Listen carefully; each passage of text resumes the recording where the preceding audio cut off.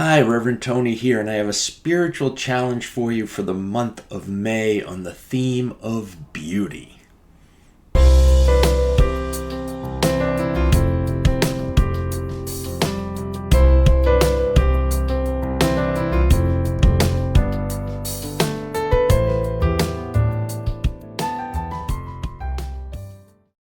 My spiritual challenge for you this month is to make good art. Yes, make art. Now, before you protest, don't. Step back a minute. Around the age of 10, most of us stop producing creative art. We begin to notice that some of our drawings aren't good, or that we don't sing on key, or that we look silly when we dance. And we find it's really difficult to make any progress on that musical instrument that we're playing and taking lessons, not getting anywhere. And slowly, gradually, by the time we're adults, we've stopped being creative the way children are creative. Make some good art this month. And remember, all art you make is good. It's a way to add beauty to the world and to your life. Don't worry about whether or not your drawing is realistic, or your voice is on key when you sing, or the rhymes in your poetry aren't majestic, or the colors in your painting aren't exactly what you hoped they'd be when you started. Just make some art. If you are an adult who says things such as, I can't write, I can't sing, I don't dance, I can't make a poem, then this spiritual challenge is aimed right at you. Go ahead and make some art. I challenge you to make some art at least once a week this month. Twice a week is better. If you really want the gold star, make some art every day. 10 years ago, the writer Neil Gaiman gave the commencement address at the University of the Arts in Philadelphia, Pennsylvania. And the central message he gave to those students was, make good art. You can find video of the entire address online. I'll put a link in the description and perhaps here on the screen. And you can also read the entire transcript. I'll put a link for that also. My favorite part of what he said that day was this: life is sometimes hard. Things go wrong in life and in love and in business and in friendship and in health and in all the other ways that life can go wrong. And when things get tough, this is what you should do. Make good art. I'm serious, he said. Husband runs off with a politician? Make good art. Leg crushed and then eaten by mutated boa constrictor? Make good art. IRS on your tail? Make good art. Cat exploded? Make good art. Somebody on the internet thinks what you do is stupid or evil and it's all been done before? Make good art. Probably things will work out somehow and eventually time will take the sting away, but that doesn't matter. Do only what you do best. Make good art. Make it on the good days too. If you don't know where to begin in making good art, I've got some resources and some suggestions. I highly recommend the Art Assignment. This was a PBS digital project starring Sarah Green, the wife of author John Green. And in this series, she gives assignments, make art assignments, much like this spiritual challenge. And she has various artists on talking about how they work in their medium. Then the assignment has something to do with their art or their medium or something related to that presentation.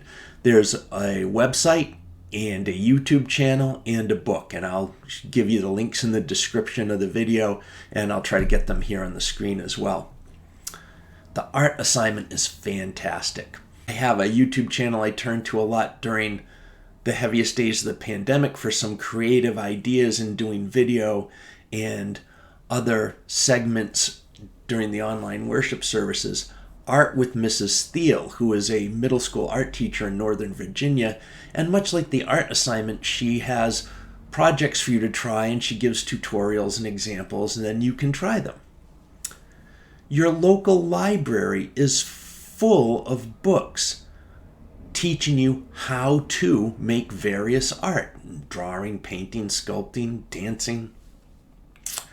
There are plenty of other online resources as well. There are YouTube videos and YouTube channels devoted to teaching you how to do various things, such as draw or paint or sculpt or sing or play music.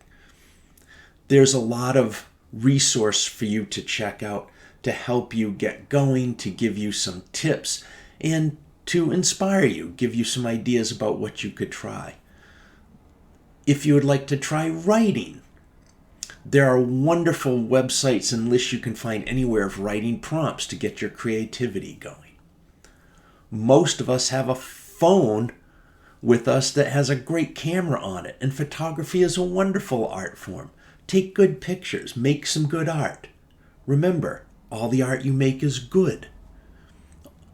The art in this challenge is art you don't have to show to anyone if you don't want to. The fact that you made it, you created something, is beautiful, just like you. And you've added some beauty to the world, even if no one sees it but you. And the practice of making art on a regular basis will do a couple things. Gradually, you will improve, and you'll be more impressed with your own quality of art. And second of all, you'll also get less shy about sharing it with others. If you'd like to share what you create during this challenge with me, I'd love to see it or hear it. So please send it along. Send me a note in the comments or send me a message through social media, and I would love to check it out. If you are really shy or super intimidated by this challenge, try something that steers your creativity, such as a Zentangle. There's a link in the description to a great Zentangle instructional video, and you can find lots of resources for Zentangles all over the internet, and there are lots of books available as well. If even something like a Zentangle, a guided doodling, is too intimidating, get a coloring book and use the color for your art and your expression. Coloring books are now made for grown-ups, and they have themes like mandalas and Celtic designs and mystical creatures, all kinds of things. Just coloring can be a great way to express yourself and create some beauty in the world. Your art doesn't have to be complex to be wonderful. You are beautiful, and any art you make will be beautiful too. You may even find you want to show it to someone. To kick off this challenge, I'm going to share with you some of my own art. So here's some of the things I've made. I've got a painting and a poem and a song to share with you. Deer on Retreat. The doe was already eating when I entered the chapel. She looked up at me through the wall of windows behind the altar, paused, and glanced over at the fawn by her side. Satisfied all was safe for the moment, she resumed her breakfast. I remained still, looking at her and her young one, until her eyes locked mine once again. I had come for the morning service, but this communion was more important. 2 steps toward the unstained glass separating us didn't startle her off, so I sat in the front pew, and we contemplated each other for a moment, she and I, while her child ate what was left of its morning meal. I wasn't sure who was watching whom pray, both of us, I guess. I was the one on retreat, but it was the doe and her fawn that broke the ecstatic moment and bolted for the woods, irritated, it seemed to me, that I had disturbed their sanctuary.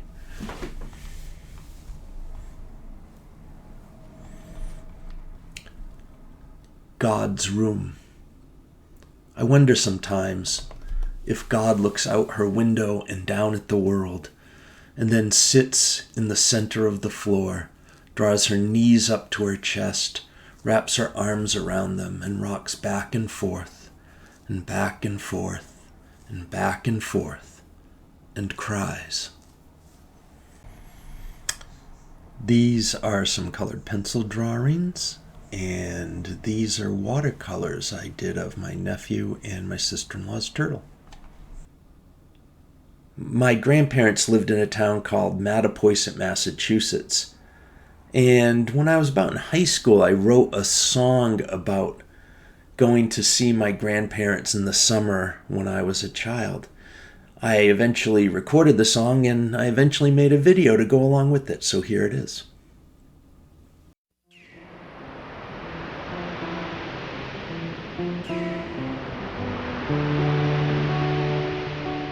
Summertime, we take a trip where they go down to the sea in ships, singing, "That's where Grandma and Grandpa live."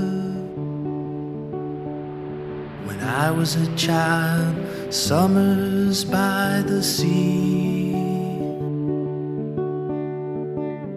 lazy beach, hazy days, a cardinal in the garden.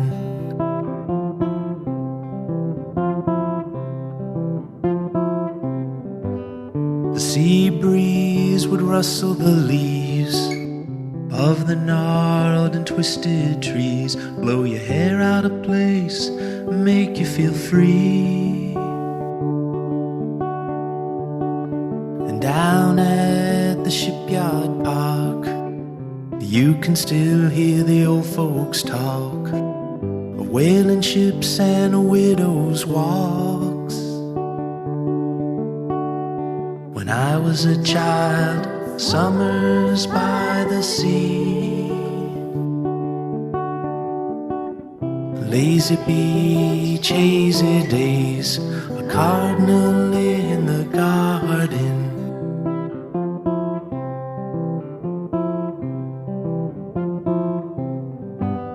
A child's mind could always find ways to pass the summertime, collecting shells a penny, nickel, a dime.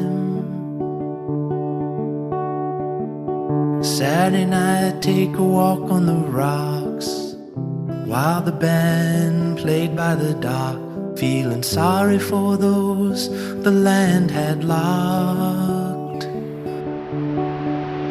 When I was a child, summers by the sea, lazy beach, hazy days, a cardinal in the garden.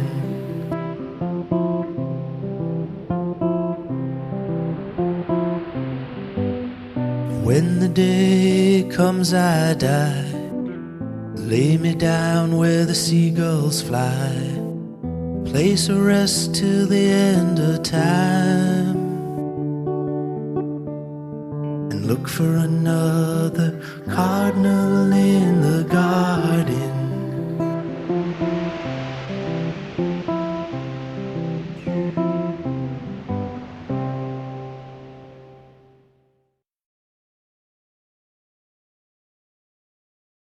Thanks again for watching my spiritual challenge video. I hope you take up the challenge this month. Once again, please subscribe to the channel, ring that notification bell, like the video, share it with others, and leave me a comment.